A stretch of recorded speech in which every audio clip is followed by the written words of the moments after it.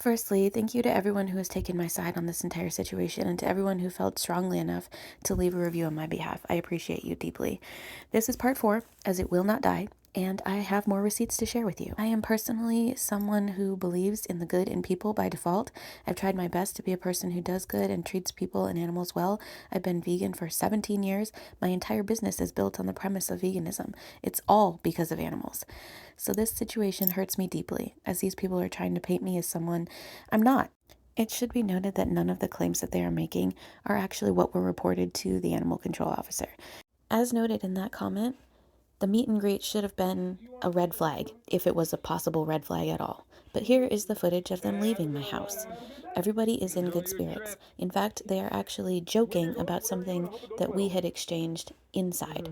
AJ had said, "Oh, she's disabled just like me." And I was like, "Ha ha ha. Are you gay too?" talking to Ellie. And they're laughing about it. There is absolutely nothing about the state of the house.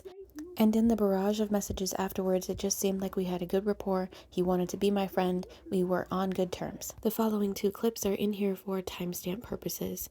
I got home at midnight, and I brought in extra blankets because my bed smelled so bad. I had to strip it, and I couldn't sleep in it.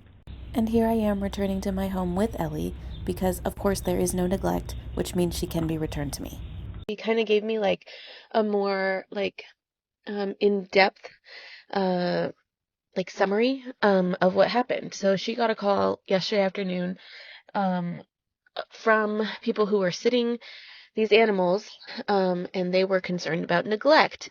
And so she came out and she got their statements about how, because I had written in the instructions that Miko gets into things if you leave food out on the corner, on the counter, that means that he is being neglected because I am not watching him well enough. And the animal control officer is just like laughing as this is like being told to me. She's like, that's just cat behavior. Like that's like, what do you mean? I was like, he is also orange. Like, he is a gremlin. Like, are you kidding me? And then obviously the whole like Mumi and her spine thing, like the animal control officer is like, this dog is not being neglected. I brought her here and she was literally zooming around the room, like having the time of her life, in the yard. and and she's like, your dog is in excellent fucking shape for how old she is. Like, she is very, very old, and there's no reason for a dog like that to be that agile.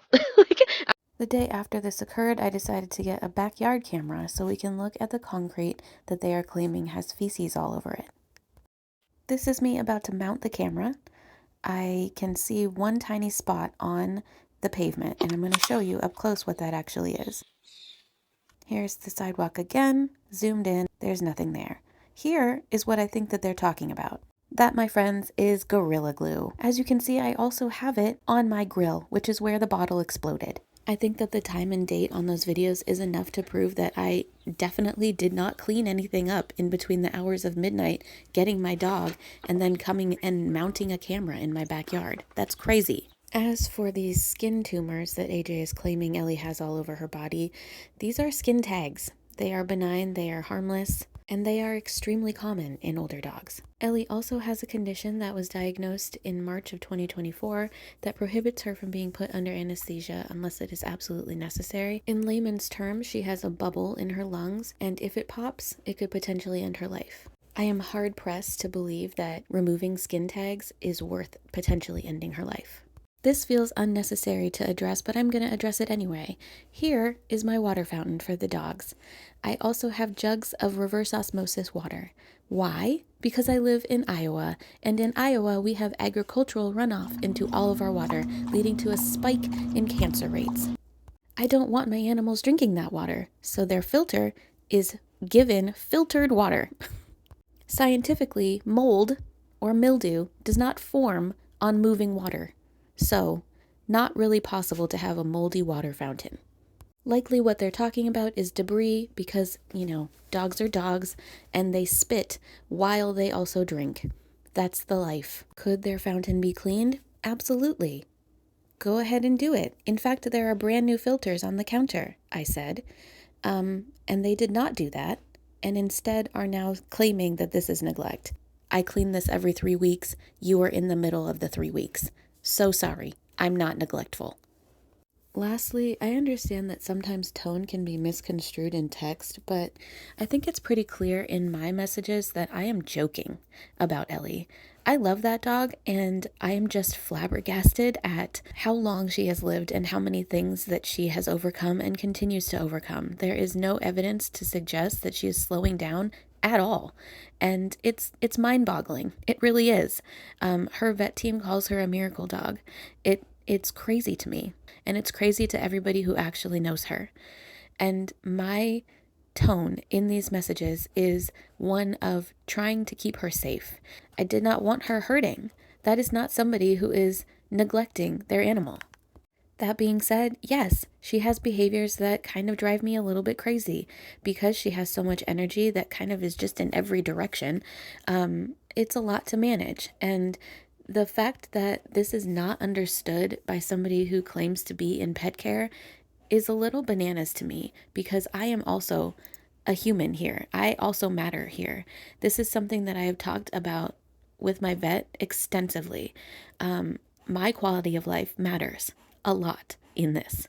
I will do everything to ensure that she is happy, but I also matter. Finally, AJ really wants his audience to believe that I don't care about my animals, that my home and my heart do not do everything to keep them clean, happy, and healthy, that he was in the moral right for reporting neglect, but there is nothing suggestive of that in our chat.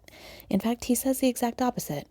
And the way that everything played out points to retaliation mixed with misplaced blame about how much he's being paid, how unaccommodating my home is when it wasn't asked for, when his next option was not being hired at all.